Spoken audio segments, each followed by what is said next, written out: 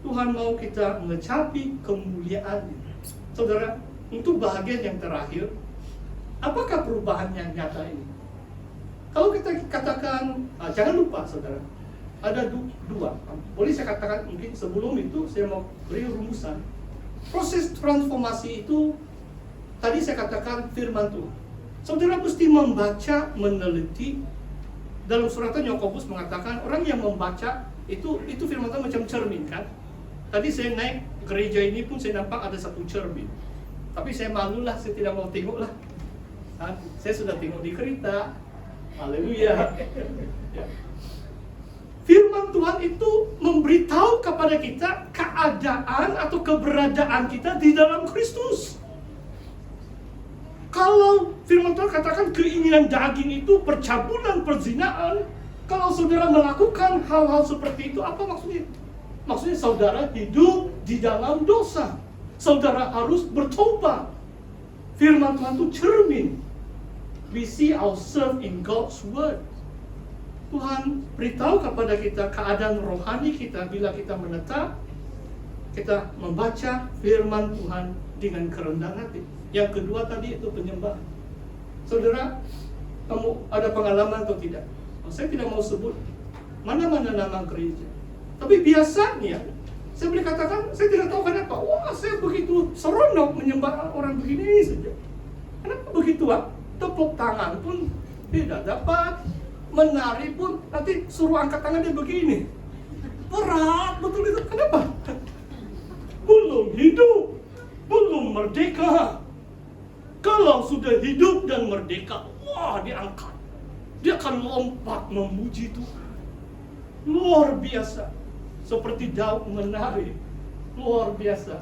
Istri Daud pun rasa hina melihat Raja Israel menari. Sekuat Raja Daud melakukan itu. Luar biasa.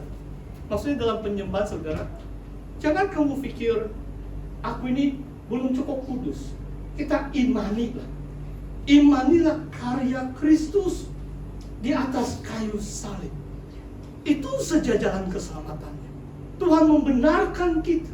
Kita orang benar karena Kristus. Kita dapat bersukacita karena Kristus telah melakukan segalanya di atas kayu salib.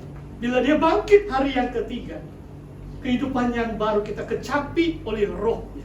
Waktu kita baptis kan, bila kita diselam itu menandakan kita dikuburkan mati, tersalib bersama Kristus. Bila kita bangkit dari air baptisan itu, tandanya kita mengalami hidup yang baru di dalam Kristus. Dan penyembahan itu penting, saudara. Sebab proses transformasi menjadi serupa dengan Kristus berlaku waktu kita menadah tangan kita di hadapan Tuhan dan menyembah Tuhan. Dan kemuliaan Tuhan tampak atas kita. Dan dia mau mencurahkan rohnya saat kita menyembah Tuhan dengan sungguh-sungguh. Yang ketiga, kalau soal proses transformasi ini adalah iman. Yohanes 11, beberapa kali waktu Yesus datang mengunjungi keluarga Lazarus yang sakit tenat kemudian dia mati, Yesus 2 kali memberitahu kepada adik atau kakak. Kalau Indonesia kakak itu abang, tapi syukurlah kita di Malaysia, kamu pahamlah maksud saya. Maria dan Martha. Yesus berkata kepada Martha dan Maria, if you believe, you will see the glory of God. Kalau Anda percaya, Anda akan melihat kemuliaan Allah. Kadang-kadang yang menghalang kita menerima kemuliaan Allah itu ataupun berkat mukjizat yang Tuhan mau lakukan dalam hidup kita adalah kurang iman. Kita tidak percaya. Tuhan Yesus kita adalah Allah Immanuel. Sebenarnya tadi saya sebut tentang itu cyclone Gabriel yang melanda, sehingga anak saya yang sepatutnya balik di New Zealand hari Minggu terkena itu ribut, dia terkena. Dia sudah masuk itu luggage dia sudah masuk sudah itu, dia mau sudah check in, tiba-tiba ada MAS cancellation notice. penerbangan dibatalkan sebab ada ribut taufan di Auckland. Ada ribut taufan di Auckland. Tapi sepanjang minggu saya doakan anak saya katakan kepada anak, jangan kamu takut. Kalau MAS tidak batalkan penerbangan kamu pergi, bapakmu sudah berdoa. Bapakmu sudah berdoa. Itu typhoon tidak akan sampai di Auckland. Saudara tahu apa berlaku? Sampai di mana? Sebelah timur, Gisborne, Hawke's Bay, Napier, sebelah timur New Zealand. Kebetulan memang sudah dijangka ngam karena itu kota Auckland. Tetapi dia beralih ke timur. Saya harap orang timur di New Zealand jangan salahkan doa saya lah itu. Sebab kita sayangkan kita punya anak lah kan. Siapa mau anak mereka kena kemalangan malah petaka.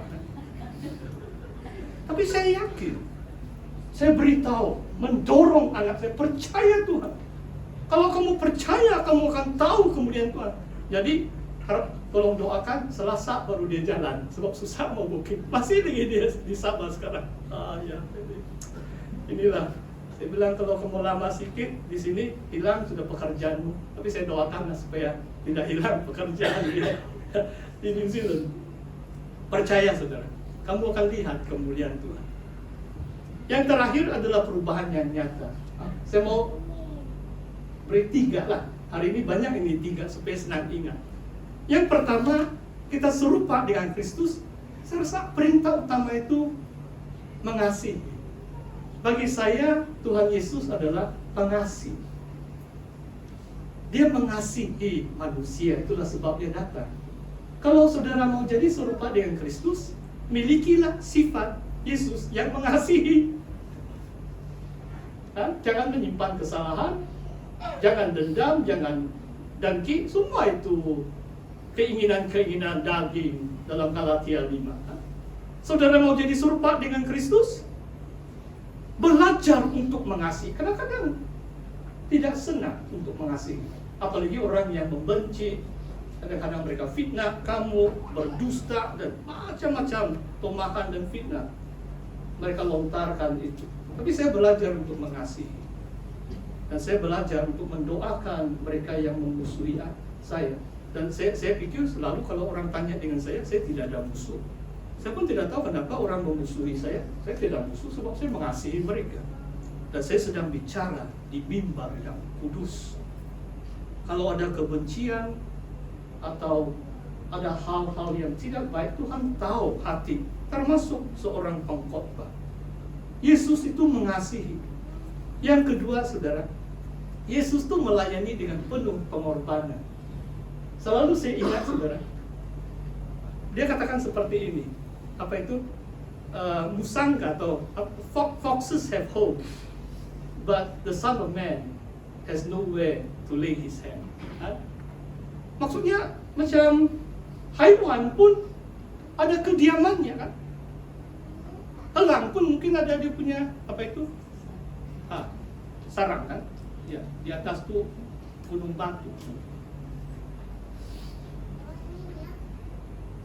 Tetapi anak manusia tidak ada tempat meletakkan kepala. Oh saudara, saya mau bersaksi. Mungkin tidak lama lagi saya pindah rumah lagi. Sejak saya masuk dalam pelayanan 16 kali sudah saya pindah rumah. Saudara suka pindah rumah? Kamu wakili saya lah itu. Saya paling tidak suka pindah rumah, apalagi semakin berusia. Saya angkat bag dulu dari Johor Bahru beberapa tahun yang lalu. Ada ulang tahun 70 Trinity Theological College. Mereka undang saya bekas pensyarah. Saya sudah tinggalkan Singapura 2014, 2018 ulang tahun 70. Jadi saya naik pesawat, saya bilang jimat sedikit duit lah itu. Saya mau jimat 100 ringgit mungkin. Ada penerbangan langsung saya pergi Singapura. Saya mau jimat 100 ringgit, saya pergi Johor Bahru. Saya angkat 7 kilo saja. Menyesal betul saya jimat 100 ringgit. Sebab sampai Singapura, sini sakit, sana sakit. Angkat 10 kilo pun sudah sakit. Mau pindah rumah, semakin berusia. Haleluya. Tapi kalau itu kehendak Tuhan, saya pindah juga itu. Mungkin tak lama saya pindah lagi. Saya susun nih barang buku-buku saya. Haleluya. Beginilah ini, saudara. Sebab saya mau menjadi serupa dengan Kristus. Dia tidak kira di mana dia letak kepalanya. Anak manusia tidak ada tempat untuk meletakkan kepala.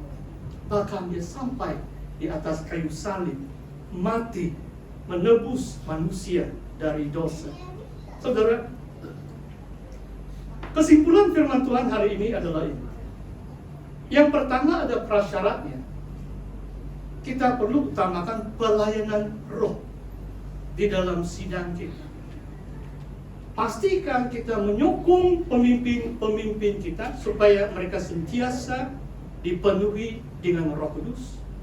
Kalau ada pemilihan deacon, pastikan mereka orang yang baik, orang yang layak, baru dipilih, baru dicalonkan. Apalagi penetua. Gereja itu rusak kalau penetua yang dipilih itu tidak layak. Nanti dia khotbah bola sepak saja, sebab dia bukan tahu itu firman Tuhan. Dia cerita, dia pergi Eropa, dia punya cerita setengah jam. Firman Tuhan dia tidak dapat uraikan. Jadi dia tidak layak menjadi penetua. Penetua adalah cakap mengajar firman Tuhan. Pelayanan roh. Tapi Tuhan yang bentuk, Tuhan yang memperlengkapi fit. Yang fit mereka jadi pelayan perjanjian baru. Proses transformasi menuntut iman. Menuntut kita sungguh-sungguh menyembah Tuhan. Mungkin musik jangan terlalu kuat supaya kita boleh menyanyi. Ini saya beri sebagai praktik, saudara. Kenapa kadang-kadang suara jemaah hilang? Bila musik kuat, susah kan kita mau lawan tuh speaker kan? Saya pun diam-diam lah. Kau kina lagu. Tapi saya mau nyanyi kuat-kuat. Mana saya boleh lawan tuh musik yang terlalu kuat? Pasti kurang sedikit suara jemaah. Saudara tahu tuh penyembahan Tuhan rindu mendengar suara jemaah. Jangan kena suruh angkat tangan. Angkat dulu semua. Haleluya. Bila kita menetap tuh, kemuliaan Tuhan tampak.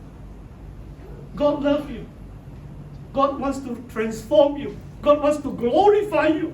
Itulah firman Tuhan. Dan akhir sekali saudara, Tuhan adalah roh. Di mana roh ada, di situ ada kemerdekaan. Kita merdeka datang lebih awal sedikit, 5 menit sebelum kebaktian bermula. Kita ada kebebasan.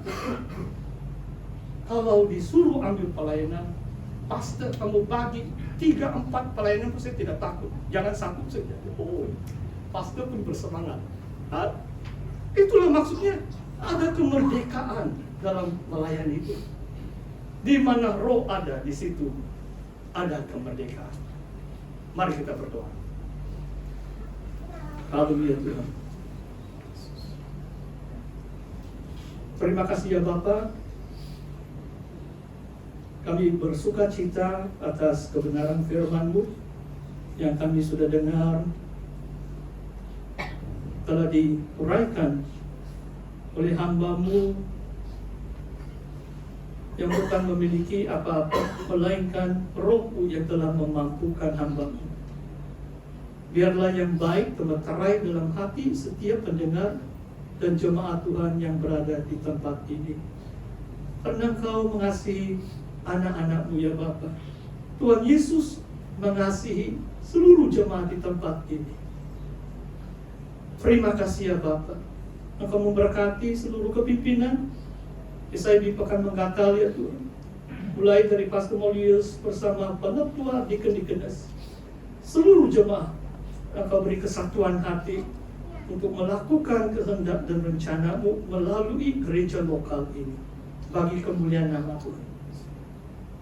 Biarlah jemaah-Mu rindu sentiasa mau menjadi serupa dengan gambar Kristus, dan kami memiliki hati yang penuh kasih, penuh pengorbanan bagi kemuliaan nama-Mu. Di dalam nama Tuhan Yesus Kristus kami mengucap syukur dan berdoa semuanya ini. Amin. Saya serahkan kembali kepada MC.